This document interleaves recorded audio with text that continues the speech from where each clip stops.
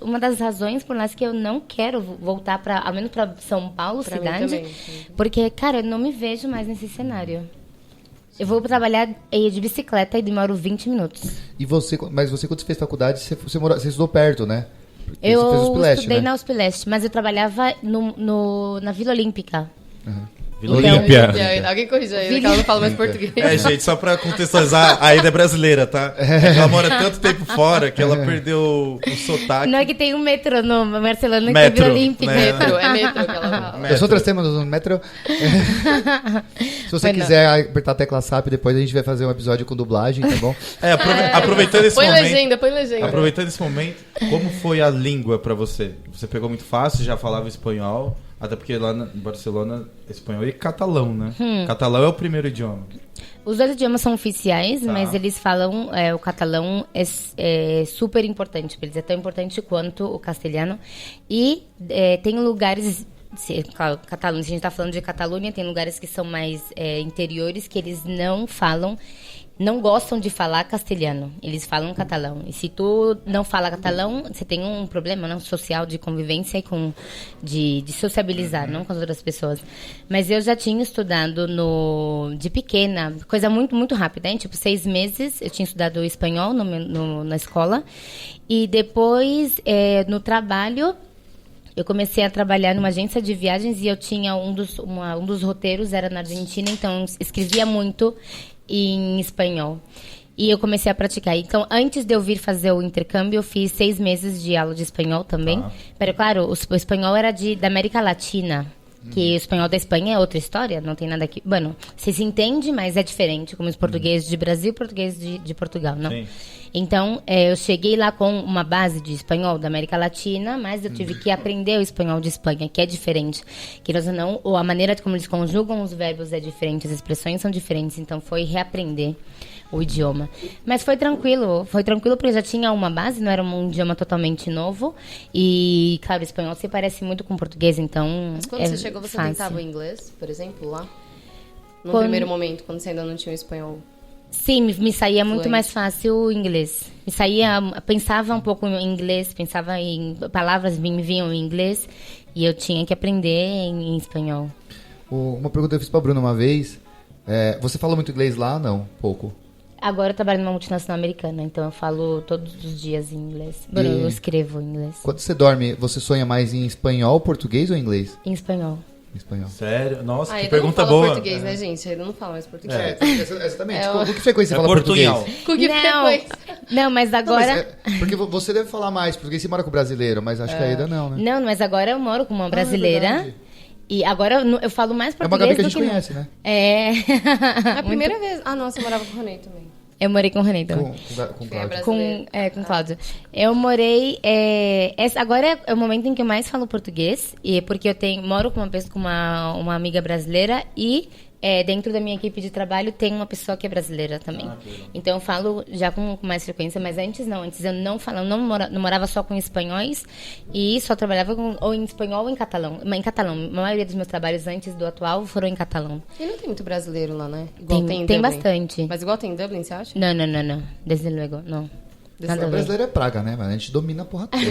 É bem todos os A gente lugares. vai. E A pra gente é você, tipo motoqueiro. Bruna? Você já falava inglês, né? Falava o básico de inglês. Mas eu sofri muito porque eu não entendia muito o sotaque Irish.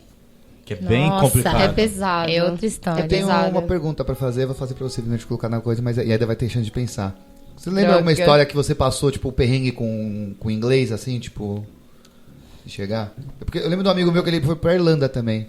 E ele falou que a galera usava muito sorry pra tudo. Tipo, ele falou, eu tava no ônibus, a pessoa pedia licença, ficava tipo, sorry, e ele, tipo, sorry, por que você tá pedindo sorry? E aí, tipo, era a pessoa pedindo licença, assim, ele Yeah. não entendeu. Cara, me dá um Esse tempo mesmo. pra pensar, deixa na ida aí. Esse que tem. Deve ter vários, porque perrengue é o que a gente mais passa. Eu tenho uma situação que era, bueno, em espanhol, quando existe uma expressão que é ai que te como. Nossa. Ai que te como. Ai que te como a beijos, não? Que é como quando você é muito fofo, muito nhami, você quer, ai que te como. Tipo, te mordo. Exato. Quando você estima muito uma pessoa, você fala, ai que te como. Normal você fala isso pra uma amiga ou pro bebê, sabe? Ai que te como, que fofo, sabe? E uma amiga, e no começo, uma amiga eu via uma amiga falando pra outra, ai, que te como, ai, que te como, ai, que te como. E eu dizia, mas por que eu te como? Se não sabia que elas não tinham nenhuma relação e não entendi o contexto. E depois eu fui entender que eu te como era como, ai, que fofa, que tudo você é pra mim, sabe? Mas pra mim era muito estranho, ai, que te como. Deve ser mais comum ainda em espanhol, né? Porque a gente dá uma misturada no português com o espanhol quando a gente tá tem mais... com a língua, né? Falso cognato, né? Exato. O Zezinho, você tá quietinho, você. Conta como foi a sua experiência de morar fora. Qual foi a primeira? Cara, a sua eu acho que foi a mais diferente de todas, né? a minha é a mais diferente porque acho que eu fui depois de todo mundo aqui. Já morava com os meus pais, morava sempre com os meus pais. Não fiz faculdade fora, os dois cursos que eu fiz eram aqui em São Paulo. E aí depois de um tempo de trabalho e tudo mais, eu já namorava. E aí surgiu a oportunidade de eu morar sozinho. Só que aí eu não quis já morar sozinho, já chamei a minha a atual namorada pra vir morar comigo. Mas eu acho que isso foi muito medo, porque eu tinha medo de ficar sozinho. E acabei chamando ela topou e falou assim, vambora. E a gente morou juntos por acho que 2 anos e meio. Terminamos e agora que eu tô tendo essa experiência de viver sozinho pela primeira vez. Mais ou menos, né? Porque a gente mora aqui, né? A gente tenta deixar você sozinho, mas é difícil. A gente não tenta, na verdade. Toda oportunidade estamos aqui. Quem quiser conhecer o apartamento do Zé, pode mandar mensagem que eu trago vocês. Eu sou morador cadastrado. Rua Apucarana, 257, apartamento 38A. Mas eu acho super legal isso, que é uma ocasião, uma situação que é muito difícil. Não acontece tanto aqui em São Paulo de você tô na casa dos seus pais, tá no conforto do teu lar, ter comida e roupa lavada e você, por livre decisão, ir morar sozinho. Isso é algo que culturalmente não está arraigado na nossa cultura quanto na Europa. Na Europa é muito normal, as pessoas não querem ficar morando com os pais. E aqui, bueno, existe essa... vou empurrando, né? Vou morando com os pais até casar e é quando... Sim. Não existe essa parte de independizar e morar sozinho ou compartilhar com amigos e simplesmente porque é sua decisão. É sempre, saio porque vou casar, saio porque não. Sim. Eu trouxe uma curiosidade legal aqui, acho que a Isa me deu a deixa. Fonte Águas de Lindóia, tá bom? É um blog, então... Ele fala que, de acordo com o IBGE, 1 em cada 4 adultos entre 25 e 34 anos ainda moram com os pais. No Brasil, né? Obviamente, IBGE. Tá?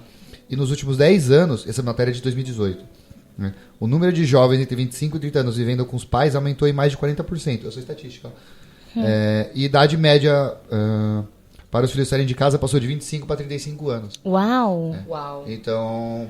Tem muita gente morando com os pais até hoje aí, enfim, por vários motivos. E eu acho que um dos motivos é que é muito caro morar sozinho no Brasil também. Especialmente em São Paulo, eu acho. Mas em Barcelona também é super caro, mas as pessoas ainda que preferem, mas que seja culturalmente, compartilhar um apartamento com um amigo, são poucas pessoas podem se bancar de viver sozinho, pagar um apartamento sozinho, mas eles preferem compartilhar o apartamento com um amigo do que continuar morando com os pais. Mas também que eu sinto, não sei se eu posso estar enganada, mas eu sinto que na Europa, de forma geral, as pessoas, quando elas viram adultas, a maioria tende a ter alguma experiência fora. Isso sim, com então, Erasmus. tipo, a gente nem tá falando só de sair de casa, a gente tá falando de fazer algum curso fora. Acho que a maioria dos meus amigos que são irlandeses, as experiências deles de morar fora foram essas. Tipo assim, eu fui fazer um curso, fazer minha faculdade em Londres, eu fui fazer alguma coisa fora e eles acabam saindo e não voltam mais pra casa. Que é uma coisa muito mais difícil no Brasil, você sair da casa dos seus pais pra ir pra onde, entendeu? Porque é muito caro viajar aqui também. Eu acho que tem uma coisa, não sei, isso é hipótese minha, é que na Europa tem a vantagem primeiro do idioma, grande parte da Europa fala inglês, né? E os países que não são de língua nativa inglesa falam inglês bem até. E a Europa é muito grande, os países são menores, né? O Brasil é muito grande. E é muito barato viajar lá. É muito barato viajar dentro da Europa. A gente não tem essa vantagem. E a gente tem uma desvantagem que a gente é o único país da América Latina que não fala espanhol, né? Então a gente não rola uma proximidade com os países próximos. Então eu acho que tem uma fronteira gigante entre, eu vou estudar na Argentina, tipo... Que pra mim aqui no Brasil é muito mais financeira, na verdade, do que lá. Eu acredito. E além do fato de ser tudo perto, né? Você ir para outro país lá é muito mais fácil do que sair do Brasil hoje. Isso sim. Mas o tema do idioma, eu não acho que isso não seja tão homogêneo, sabe? Que seja tão mais fácil. Porque, por exemplo, na Espanha, menos na Espanha, não é todo mundo que fala inglês. Isso é desde logo. Não é todo mundo que fala inglês.